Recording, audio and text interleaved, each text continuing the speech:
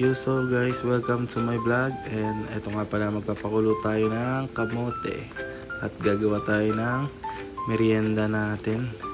Yan, napaka-solid yan guys. At masustansya at maganda sa katawan.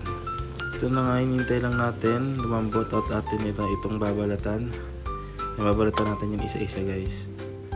Tapusin natin, grabe sobrang init kaya hirap na hirap ako magbalat.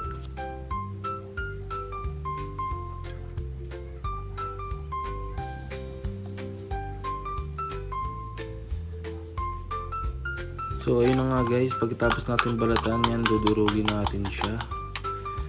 Dudurugin natin hanggang sa mapino ito.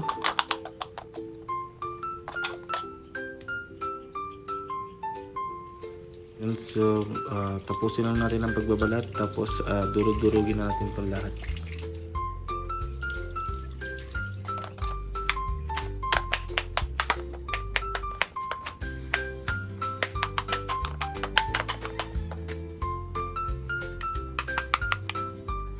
And pagtapos, bubuksan natin itong condensed milk. And then ilalagay natin at ihalo natin dito sa ating kamote.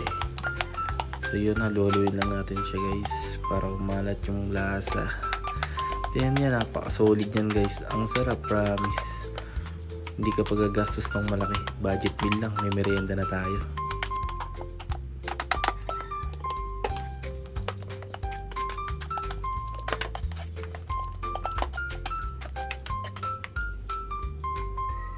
Tikman natin guys.